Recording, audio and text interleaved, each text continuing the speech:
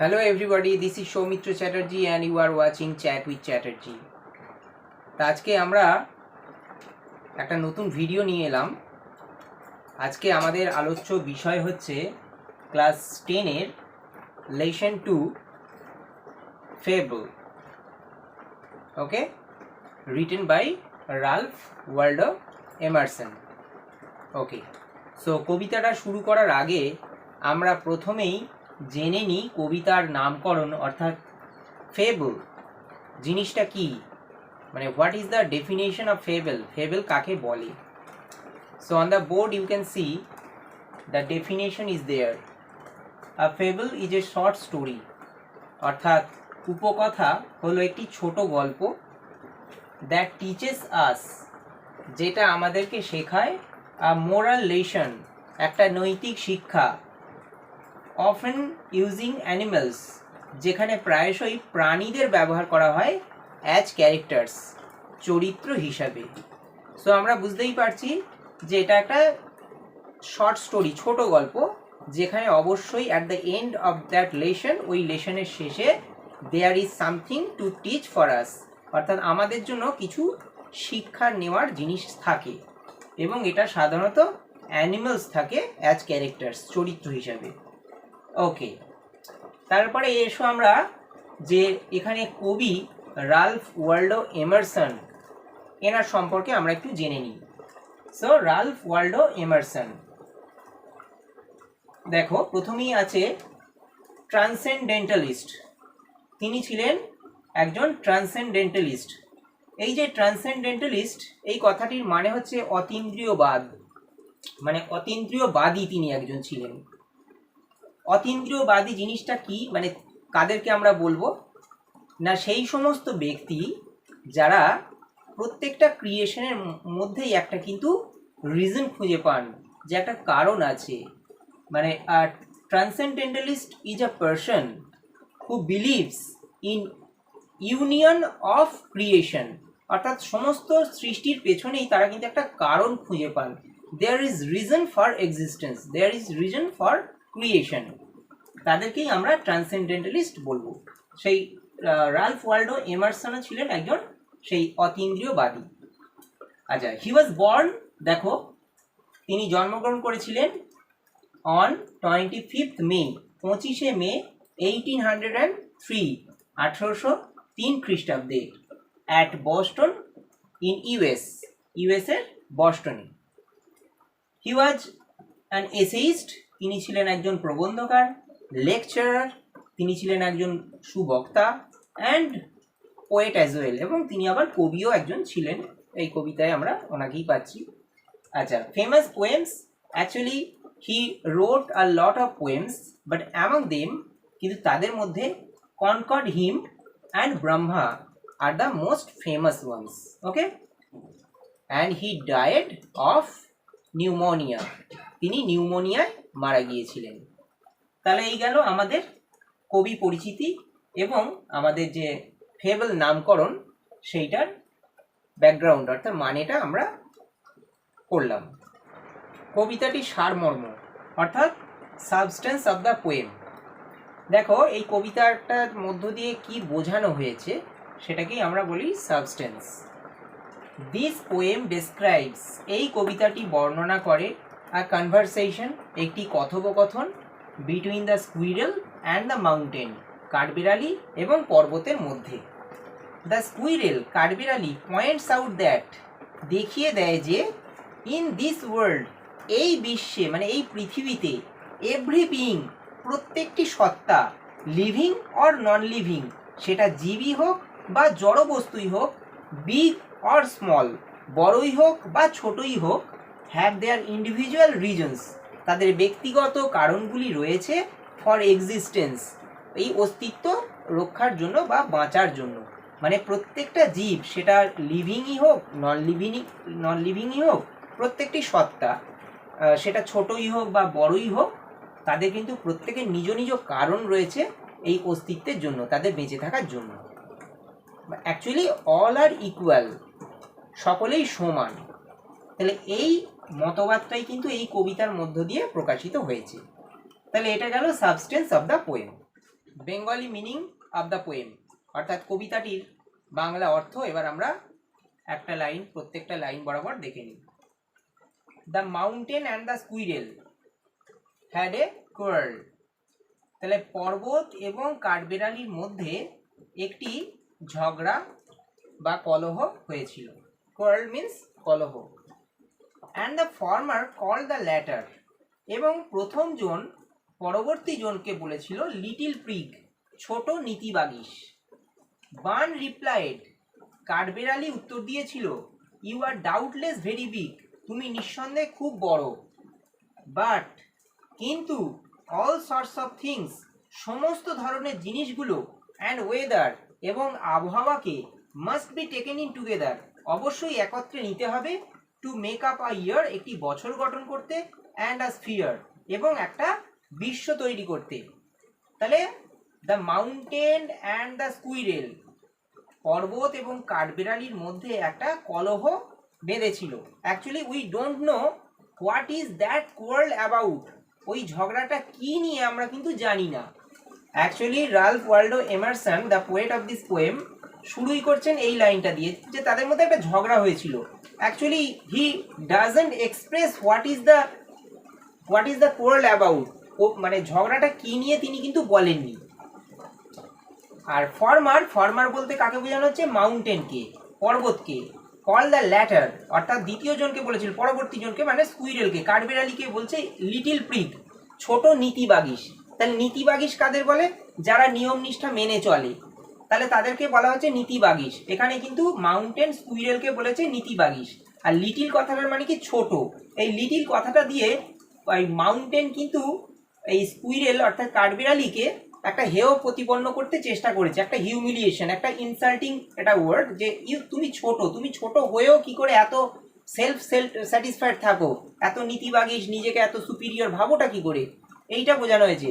তাহলে এখানে দেখো লিটিল কথাটার মাধ্যমে তুচ্ছার্থে যে তুমি তো ছোট্ট, কিন্তু তুমি এত নীতিবাগীশ কেন, তোমার এত দর্প বা এত অহংকার আসে কি করে, এইটা কিন্তু বোঝানো হয়েছে।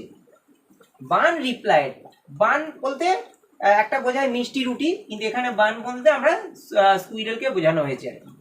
রিপ্লাইড, উত্তর দিল, you are doubtless very big, তুমি নিঃসন্দেহে ঠিকই, তুমি খুবই বড়। But all sorts of things, কিন্তু সমস্ত ধরনের জিনিসকে, অ্যান্ড ওয়েদার, এবং আবহাওয়াকে, আমরা জানি আবহাওয়া মানে ওয়েদার, আমাদের শীতকাল আছে, গ্রীষ্ম আছে, বর্ষা আছে, বিভিন্ন ধরনের ওয়েদার আছে। সেই ওয়েদারটা কি করে? সমস্ত ওয়েদার মিলিয়ে একটা ঋতুচক্র তৈরি হয়।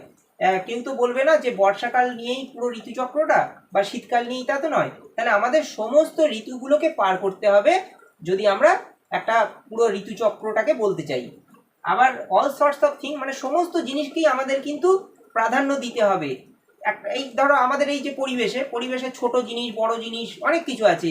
যেমন প্রফেসর আছেন, তেমনি একজন লেবারার আছেন, আবার একজন ডক্টর আছেন, একজন বার্বার আছেন, একজন কবলার আছেন, অর্থাৎ প্রত্যেকেই কিন্তু এখানে রয়েছে, এবং প্রত্যেকেই কিন্তু ইকুয়ালি ইম্পর্টেন্ট, তারা কিন্তু সমানভাবে গুরুত্বপূর্ণ। তাহলে সেই সমস্ত কিছুকে কিন্তু must be taken in together, অবশ্যই একত্রে নিতে হবে, টু মেক আপ এ ইয়ার, একটা বছর গঠন করতে। এখানে বছর বলতে একটা একটা জীবন চক্র, এই যে আমাদের দৈনন্দিন যে কাজকর্ম চলছে, তাহলে এই সমস্ত জিনিসটা আমাদের যে এই যে অর্থাৎ ওয়াকিং অফ লাইফ, এই যে জীবন ধারাটা, সেটা চলতে গেলে কিন্তু সমস্ত জিনিসগুলোকেই আমাদের কিন্তু কনসিডারেশনে আনতে হবে। অ্যান্ড আ স্ফিয়ার, এবং একটি বিশ্ব গঠন করতে, অর্থাৎ আগেই বললাম যে বিশ্ব গঠন করতে বিশ্বে শুধুমাত্র একটা প্রাণী তো থাকে না, বিভিন্ন ধরনের প্রাণী থেকে, তাহলে সেই সমস্ত নিয়েই কিন্তু একটা বিশ্বটা তৈরি হয়। একটা বিশ্ব কোনোদিন একটা মানুষকে নিয়ে বা এক ধরনের মানুষকে নিয়ে চলতে পারে না। সেইটাই বোঝানো হয়েছে যে টু মেক আপ এ ইয়ার, একটা বছর গঠন করতে, অ্যান্ড মোর ওভার তাছাড়াও আ স্ফিয়ার, একটা বিশ্বকে গঠন করতে। তাহলে বিশ্বকে গঠন করতে হলে বা একটা বছরকে গঠন করতে হলে অবশ্যই সমস্ত জিনিসগুলোকেই কিন্তু প্রাধান্য দিতে হবে, এবং ইকুয়ালি তারা ইম্পর্টেন্ট, এইটাই কিন্তু এখান থেকে বোঝানো হয়েছে। And I think it no disgrace, এবং আমি এতে কোনো লজ্জার মনে করি না, ডিসগ্রেস লজ্জা, কলঙ্ক ইত্যাদি, টু অকুপাই মাই প্লেস, আমার নিজের স্থান অধিকার করে। If I am not so large as you, যদি আমি তোমার মতো অত বড় না হই, you are not so small as I, তুমিও তো আমার মতো অত ছোট নও, and not half so spry, এবং আমার অর্ধেকও প্রাণবন্ত তুমি নও। আই উইল নট ডিনাই, আমি অস্বীকার করি না, ইউ মেক, তুমি তৈরি করো, a very pretty squirrel track, একটা সুন্দর কাঠবিড়ালি, এটি সুন্দর কাঠবিড়ালি যাওয়ার পথ। ট্যালেন্টস ডিফার, বুদ্ধির তারতম্য ঘটে। অল ইজ ওয়েল, সবই ভালো। অ্যান্ড ওয়াইজলি পুট, এবং জ্ঞানের সঙ্গে দেখতে হবে। If I cannot carry forest, যদি আমি জঙ্গল বহন করতে না পারি, অন মাই ব্যাক, আমার পিঠের ওপর, neither can you crack a nut, তুমিও তো একটা বাদাম ভাঙতে পারো না। তাহলে দেখো কত সুন্দর। দেখো এবার, অ্যান্ড আই থিঙ্ক, এবং আমি মনে করি, here I means the squirrel, কাঠবিড়ালি, ইট নো ডিসগ্রেস, এতে লজ্জার কিছু নেই, টু অকুপাই মাই প্লেস, আমার নিজের স্থানটা দখল করতে পেরে। আমি একটা ক্ষুদ্র স্থান দখল করে থাকি, তোমার মতো অত বৃহৎ বড় স্থান দখল করে থাকি না। If I am not so large as you, যদি আমি তোমার মতো অত বড় না হই, you are not so small as I, তুমিও তো আমার মতো অত ছোট নও। And not half so spry, এবং আমার অর্ধেকও তুমি প্রাণবন্ত নও। মানে আমি এত ছোট, আমি যেমন চারিদিকে চলাফেরা করতে পারি, তুমি তো পারো না, তুমি কিন্তু অত বড়, কিন্তু তুমি সেই কাজটা পারছো না। কিন্তু আমি কিন্তু দেখো খুবই অ্যাক্টিভ, আমি কিন্তু খুবই মানে আমার মধ্যে একটা অ্যালাক্রিটি আছে, তৎপরতা আছে, আমি খুব অ্যাক্টিভ। কিন্তু তুমি তো সেটা নও, তুমি কিন্তু অত বড় স্থান দখল করে আছো, তুমি পৃথিবীটাকে অনেকটা জায়গা তুমি কিন্তু জুড়ে রেখেছো শুধুমাত্র নিজের জন্যে। কিন্তু তুমি কর্ম আমার মতো কি অত কুইক করতে পারছো? তুমি কিন্তু অত তাড়াতাড়ি পারছো না। তাহলে তুমি আমার অর্ধেকও প্রাণবন্ত তুমি নও। আই উইল নট ডিনাই, আমি অস্বীকার করি না, বা আমি অস্বীকার করব না, ইউ মেক, তুমি তৈরি করো, a very pretty squirrel track, একটা সুন্দর কাঠবিড়ালির পথ। এটাকে কিন্তু মানে ওই কি বলে, মাউন্টেনকে কিন্তু একটু ছোট করা হলো, যে তুমি আমার কাঠবিড়ালির মানে আমার রাস্তা তুমি তৈরি করো। তুমি অত বড় হয়েও দেখো তুমি কিন্তু আমার রাস্তাটা তৈরি করছো, মানে you are there to make my track, তুমি কিন্তু আমার রাস্তাটা তৈরি করার জন্যই যেন ওখানে আছো। তাহলে এটা কিন্তু একটা one kind of humiliation. Talents differ, এখানে একটা জিনিস দেখো, এই যে মানে বুদ্ধির তারতম্য ঘটে, এখানে কিন্তু এখানেই আমি বলেছিলাম যে রালফ ওয়াল্ডো এমারসন, তিনি ছিলেন একজন ট্রান্সেন্ডেন্টালিস্ট, অর্থাৎ তিনি সমস্ত কিছুর মধ্যেই কিন্তু একটা গুরুত্ব দেখতে পান। আমাদের ক্রিয়েশনের মধ্যে প্রত্যেকটা জিনিসেরই নিজস্ব সত্তা রয়েছে।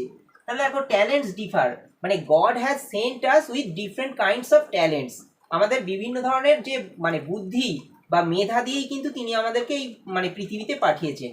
ধরো আমি ধরো এই যে পড়াচ্ছি, আমি টিচার, আবার কেউ হয়তো লেবারার।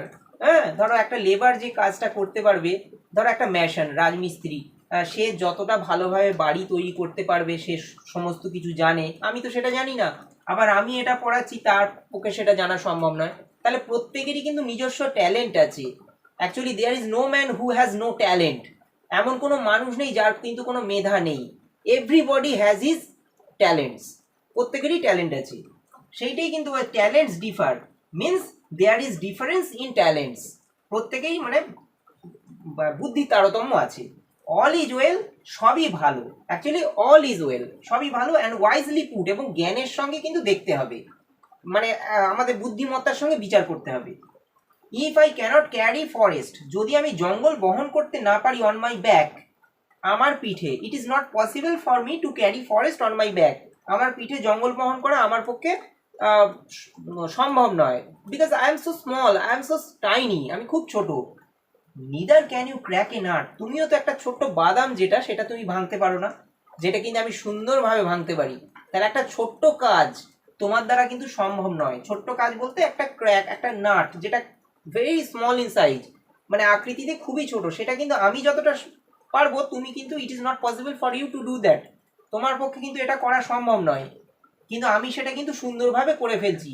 তাহলে প্রত্যেকটা জিনিসেরই কিন্তু নিজস্বতা আছে এবং তার নিজস্ব সত্তা আছে, এবং প্রত্যেকটা জিনিসেরই কিন্তু তার নিজস্বতা রয়েছে এই পৃথিবীতে বাঁচার জন্য। ওকে, তাহলে আশা করি তোমরা পুরো কবিতাটির একটা মর্মার্থ এবং তার যে বেঙ্গলি মিনিংটা তোমরা পেয়েছো। আশা করি ভিডিওটা ভালো লেগেছে। যদি ভালো লেগে থাকে তাহলে অবশ্যই লাইক করো, আর যদি চ্যানেলটা নতুন হয়ে থাকো তাহলে অবশ্যই সাবস্ক্রাইব করো। তাহলে আজকে এই পর্যন্তই।